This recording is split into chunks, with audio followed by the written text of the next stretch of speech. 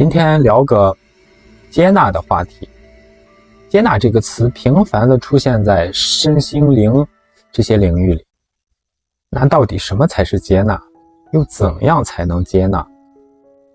接纳可不是心灵鸡汤、自我安慰，更不是逆来顺受、搞阿 Q 精神。身心灵的老师都在教怎么接纳、怎么觉察。那你是否真的能安静下来，认真地品味过那些令自己感到不平的过往？回想中是不是都是这个不好，那个对不起我，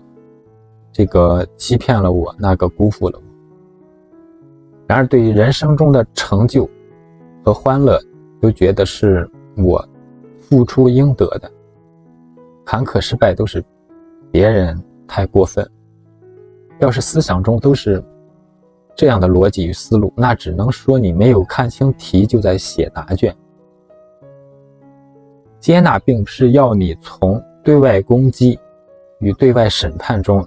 转化成自我攻击与自我评判，那样只会带来别样的伤害，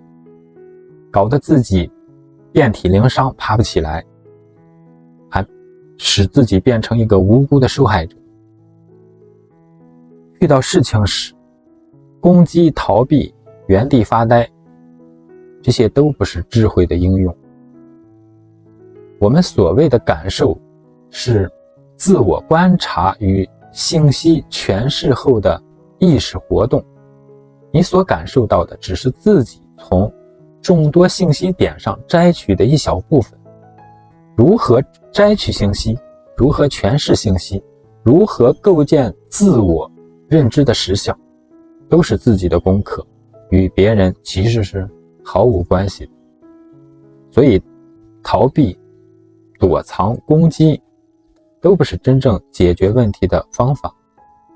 只是把问题扩大或压抑入了内心，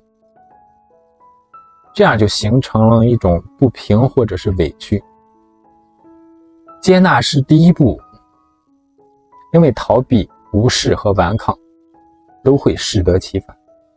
但接纳不是最后一步，接纳只是接纳这个问题的存在，是认可自己有这样或那样的问题，这些问题是我的，不是别人的。当认可问题是出在自己这一边，就获得了解决问题的主导权，也就获取了摆脱问题的可能性。推卸问题、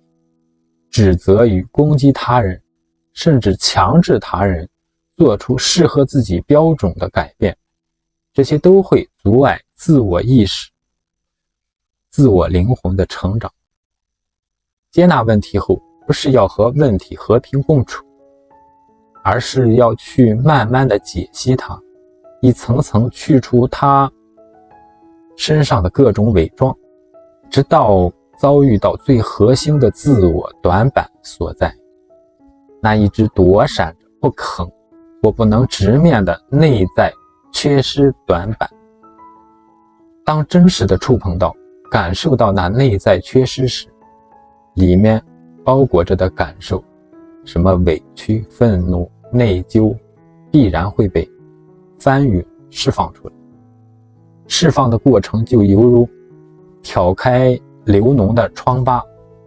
那些脆弱、疼痛、哭泣，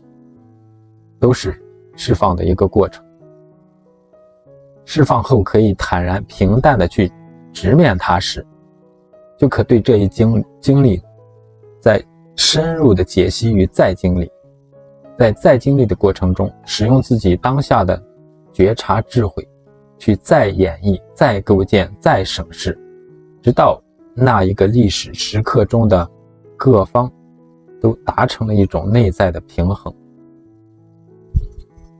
然后让这个完美的记忆稳固存留下来。这就是当下改变过去，过去改变未来的运作机理。若问题是当下此刻要面对，那你需要去观察自己在岔路口上的选择，